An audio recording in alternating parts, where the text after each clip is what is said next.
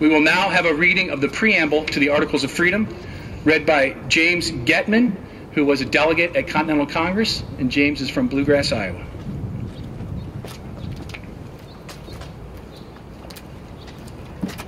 The Declaration and Resolves of Continental Congress 2009.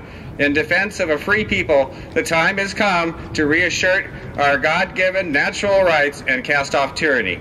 Let the facts reveal. The federal government of the United States of America was instituted to secure the individual rights of our citizens and instead now threatens our life, liberty, and property through usurpations of the Constitution. Emboldened by our own lack of responsibility and due diligence in these matters, government has exceeded its mandate and abandoned those founding principles which have made our nation exceptional. Our servant government has undertaken these unconstitutional actions in direct violation of their enumerated duties to the detriment of the people's liberty and to the sovereignty of our republic. Over many years and spanning multiple political administrations, the people who have, in good conscience, attempted to deliberate our grievances and voice our dissent against those offensive actions through both petition and assembly have been maligned and ignored with contempt. The people of the following states of Alabama, Alaska, Arizona, Arkansas, California, Colorado, Connecticut, Delaware, Florida, Georgia, Hawaii, Idaho, Illinois, Indiana, Iowa, Kansas, Kentucky, Louisiana, Maine, Maryland, Massachusetts, Nevada, New Hampshire, New Jersey, New Mexico, New York, North Carolina, Ohio, Oregon, Pennsylvania, Rhode Island, South Carolina, South Dakota, Tennessee, Texas, Utah, Vermont, Virginia, Washington, West Virginia, Wisconsin, and Wyoming, justly alarmed at these arbitrary and unconstitutional actions, have met as citizen delegates and sat in General Congress in the city of St. Charles, Illinois, whereupon we as these citizen delegates have gathered in defense of divine justice, liberty, and the principles of limited government,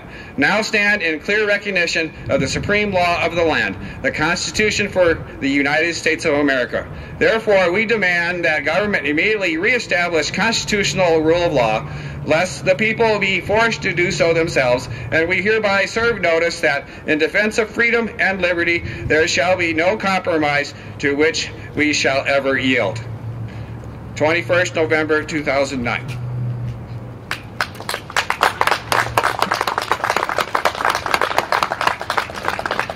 Thank you, Jim. That was the Declaration and Resolves of Continental Congress. That's one of the opening documents of the Articles of Freedom. Think of the millions of folks, including members of the armed forces, who have raised their right hand and said, "I do solemnly swear or affirm that I will support and defend the Constitution of the United States against all enemies, foreign and domestic, that I will bear true faith and allegiance to the same, that I take this obligation freely, without any mental reservation or purpose of evasion, and that I will well and faithfully discharge the duties of the office on which I am about to enter, so help me God." Think about all the people who have taken that oath, that pledge. How does anyone who has taken this vow, elected officials especially, reconcile this with the violations that have been committed against our Constitution and what those violations have done and are doing to America, with effects for generations to come? Let's briefly review some of the violations of the Constitution. In full view of the public, let the record be made. Let all hear the facts, and the facts are these. The Constitution of the United States has been violated over many administrations across all branches of government and by both parties. Each and every violation of the Constitution has a devastating and undermining effect on our economy, our people, our families, our way of life, our national reputation, our prosperity, and our future. For decades, our government has been meddling in the internal affairs of other countries without any constitutional authority, causing foreign nationals to direct their hostilities towards us, which has given us a war on terror and a growing police state that is repugnant to the Fourth Amendment and the general welfare of a free people. For decades, we have had undeclared wars in violation of the War Powers Clause in Articles 1 and 2. We are now gifting and lending public money and credit to private corporations for decidedly private purposes, corporate welfare without any constitutional authority whatsoever. We have a fiat currency in violation of the money clauses of Article 1.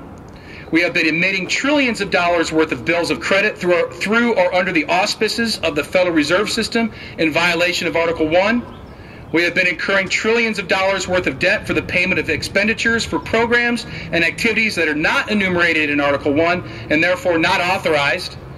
We have a fraudulently ratified 16th Amendment in violation of Article 5, a direct unapportioned tax on labor in violation of the tax clauses of Article 1, and a judicial system that refuses to consider the evidence in violation of Article 3.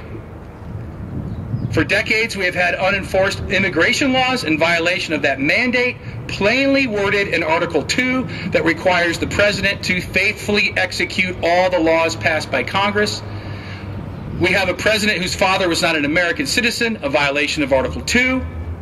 We are counting our votes in secret, as all machines do, in violation of our constitutional right not only to vote, but to know that our votes are being accurately counted. We have an absence of well-regulated state militia, and we have federal gun control laws, all in violation of the Second Amendment. For decades, in violation of the sovereignty clauses of the Declaration of Independence, the United States has been entering into treaties, contracts, and relationships with foreign entities and giving authority to international bodies, dissipating, destroying, and undermining America's sovereignty. We have private land being taken for private purposes in violation of the Fifth Amendment. We have a government about to become a provider of health care, have become a provider of health care, and about to order the people to purchase a product, powers that are not enumerated in Article 1 and therefore not authorized. We have money bills originating in the Senate in violation of Article 1. We have a Senate that is using a supermajority vote to decide whether to enact a law without an amendment to the Constitution, all in violation of Article 1, Sections 3 and 5, and Article 5.